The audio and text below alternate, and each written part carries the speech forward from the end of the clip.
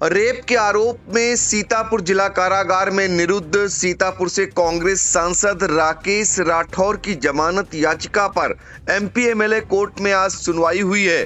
क्या कुछ रहा है, सीधे हम आपको लेकर चलते हैं। कोर्ट परिसर में इस समय मौजूद हैं हमारे संवाददाता भूपेंद्र दीक्षित। भूपेंद्र जी, जरा बताइए कि आज एमपी एमएलए कोर्ट में सांसद की जमानत याचिका पर सुनवाई हुई है, क्या कुछ वहां से आज हुआ है? जी सर, मैं आपको बता दूं कि आज कांग्रेस सांसद रेप के आरोपी राकेश राठौर की जमानत याचिका पर MP MLA court Dinesh Kumar नागर की कोर्ट में सुनवाई होनी थी।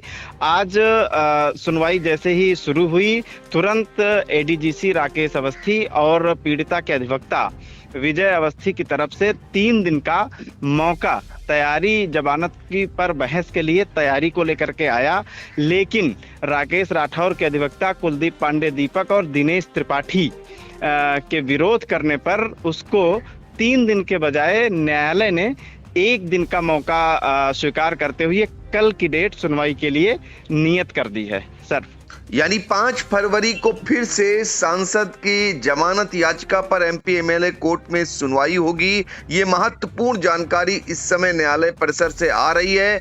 फिर हम एक बार जानना चाहेंगे भूपेंद्र दीक्षित, चूंकि ये मामला बहुत ही इस समय सीतापुर में सुर्खियों में है, चूंकि 30 जनवरी को सीतापुर से सांसद राकेश राठौर को रेप के आरोप में 11 दिन की न्यायिक अभिरक्षा में सीतापुर जिला कारागार में भेज दिया गया था, जहां वो 16 नंबर बैरक में निरुद्ध चल रहे हैं। हम जानना चाहेंगे कि क्या लगता है आपको, चूंकि पहले भी उनकी जमानत याचिकाएं खारिज हो चुकी हैं और डीजे के यहाँ जब प्रार्थना पत्र पड़ा था उसके बाद वहां से एमपी एमएलए कोर्ट ट्रांसफर हुआ था। फिर वो, चूंकि वो अंतरिम जमानत याचिका थी, फिर वो हाई कोर्ट तक गई और हाई कोर्ट से भी खारिज हुई और वापस जब लौटे तो सीजीएम ने उन्हें 11 फरवरी तक न्यायिक अभिरक्षा में सीतापुर जिला कारागार भेज दिया था। अब जमानत याचिका पर 5 फरवरी को सुनवाई होनी है, तो दोनों पक्ष आज वकीलों के वहां मुस्तैद थे। क्या लग रहा है आपको, दोनों ओर से क्या क्या दलीलें दी गई?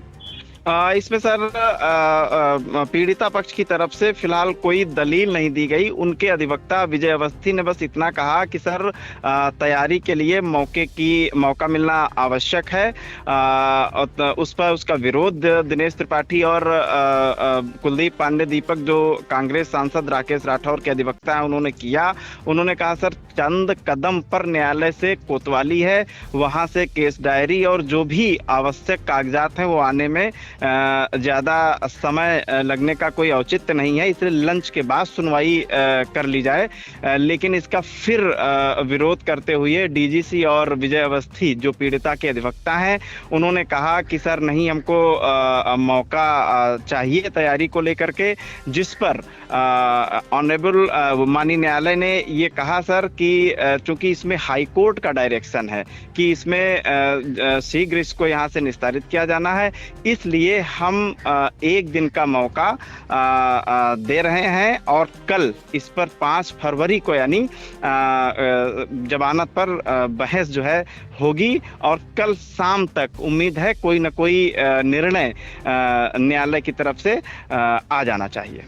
तो एमपी एमएलए कोर्ट पर अब सबकी निगाहें लगी हैं। 5 फरवरी को निर्णय आ जाएगा, ऐसी संभावनाएं जताई जा रही हैं। अब निर्णय क्या होगा ये तो कोर्ट ही तय करेगा। फिलहाल आपको बता दें, चूंकि हाई कोर्ट से जब अंतरिम जमानत याचिका को लेकर पीड़ित यानी कि आरोपी पक्ष गया था, तो वहां से ये कहा गया था कि आपको 2 सप्ताह के अंदर कोर्ट में आत्मसमर्पण करना रहेगा। तो उसका उन्होंने अनुसरण किया और ये भी कहा था हाई कोर्ट ने कि इसे अविलंब निस्तारित करें जमानत याचिका को। उसी के मद्देनजर एमपी एमएलए कोर्ट में अब ज्यादा वक्त इसे निस्तारित करने में नहीं लिया जा रहा है।